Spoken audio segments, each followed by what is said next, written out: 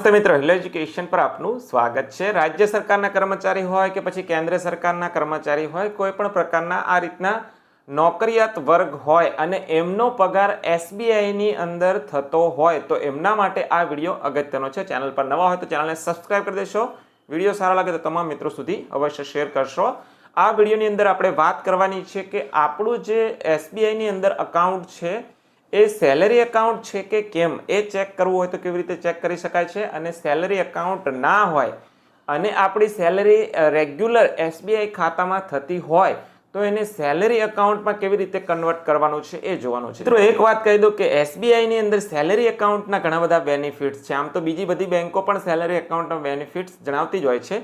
SBI ની અંદર તમને સિલ્વર, ગોલ્ડન, ત્યાર પછી ડાયમંડ, પ્લેટિનમ આ પ્રકારના સેલેરી એકાઉન્ટ તમને જોવા મળતા હોય છે। ઝીરો બેલેન્સથી એકાઉન્ટ ઓપન કરવું, દુર્ઘટના સમયે અકસ્માતમાં જે વીમો આવે છે, હવાઈ દુર્ઘટના હોય, આપણા ફેમિલી હોય તો એના પણ આપણા સેલેરી પેકેજની અંતર્ગત જે અકાઉન્ટ છે એ ઓપન કરવા।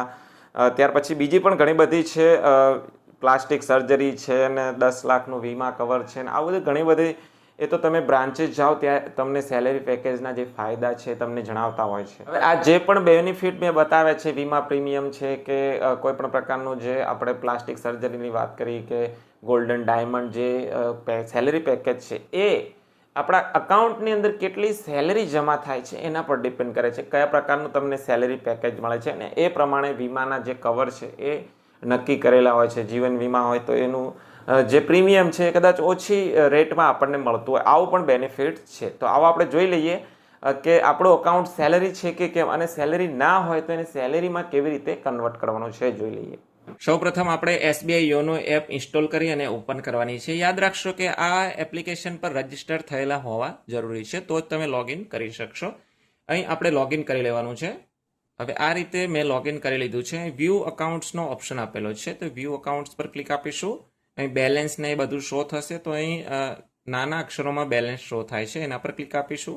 હવે અહીં તમે નીચે જોશો તો અકાઉન્ટ ડિસ્ક્રિપ્શન આપેલું છે, એટલે પહેલી જ લીટીમાં જે લખ્યું છે કેવા પ્રકારનું તમારું અકાઉન્ટ છે। અહીં લોટસ સેવિંગ બેંક અકાઉન્ટ છે, એટલે મારે સેવિંગ બેંક અકાઉન્ટ છે, હજી સેલેરી અકાઉન્ટ નથી। જો તમારે સેલેરી અકાઉન્ટ હશે તો અહીં સ્ક્રીન પર દેખાય એ પ્રમાણેનું તમારે ડિસ્ક્રિપ્શન બતાવશે।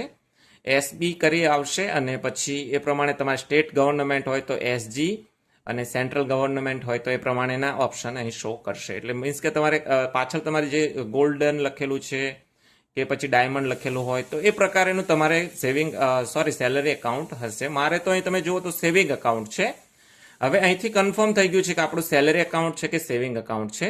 જો અહીં તમારે સેવિંગ અકાઉન્ટ હોય તો પછી એને આપણે સેલેરી અકાઉન્ટમાં કન્વર્ટ કરવું હોય તો અહીં મેનેજ અકાઉન્ટનો ઓપ્શન આપ્યો છે, એના પર ક્લિક કરવાનું છે અને અહીં સેકન્ડ નંબરનું ઓપ્શન જુઓ, કન્વર્ટ ટુ સેલેરી અકાઉન્ટનું આપેલું છે, ત્યાં ક્લિક કરવાનું છે।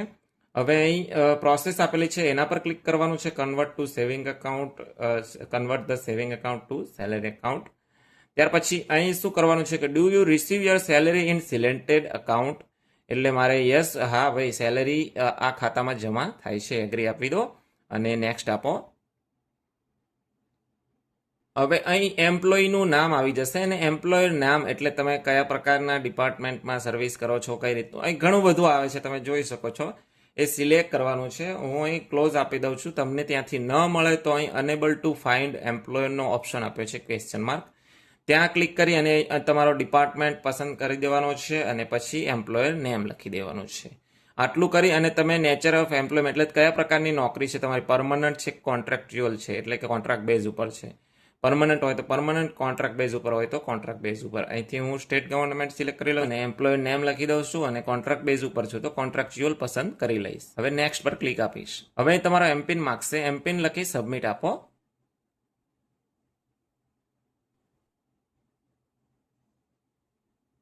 હવે આ રીતે ડન કરી મેસેજ આવી જશે, રિક્વેસ્ટ આઈડી આવી જશે અને રિક્વેસ્ટ છે એ સેવિંગ ટુ સેલેરી અકાઉન્ટમાં સબમિટ થઈ ગઈ છે।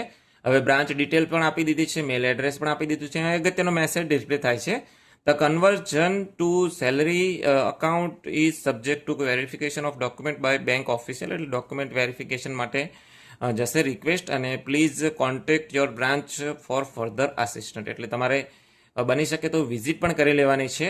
આ રીતનો અહીં મેસેજ આવી જાય છે। તો આ રીતની તમે એસબીઆઈ યોનો એપની અંદરથી જ તમે રિક્વેસ્ટ મોકલી શકો છો સેલરી એકાઉન્ટ કન્વર્ટ કરવા માટેની.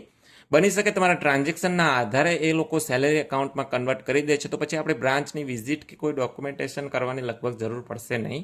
છતાં પણ બ્રાન્ચની વિઝિટ કરવાની થાય તો આપણે બ્રાન્ચની વિઝિટ કરી લેવાની છે. મિત્રો, સેલરી અકાઉન્ટના ઘણા બધા બેનિફિટ્સ છે, તો એ બેનિફિટ્સ માટેનો પણ મેં વિડીયો બનાવેલો છે, પણ તમને આ વિડીયો ડિસ્ક્રિપ્શનમાં મળી જશે. એક પીડીએફ પણ ફાઇલો ઇન્ટરનેટ પરથી તમને મળી જતી હોય છે કે એસબીઆઈ સેલેરી એકાઉન્ટની અંદર કયા કયા બેનિફિટ્સ મળે છે.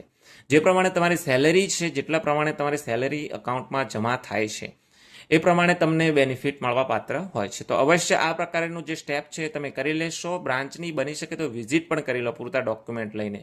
અને એસબીઆઈની અંદર તમારો અકાઉન્ટ હોય તો સેલેરી એકાઉન્ટની અંદર અવશ્ય કન્વર્ટ કરાવી દેશો. આજના વિડીયોની અંદર બસ આટલું જ જોવાનું છે. વિડીયો રિલેટેડ કોઈ પણ ક્વેશ્ચન હોય તો કમેન્ટ બોક્સની અંદર અવશ્ય કમેન્ટ કરજો. ચેનલ પર નવા હોય તો ચેનલને સબસ્ક્રાઇબ કરી દેશો.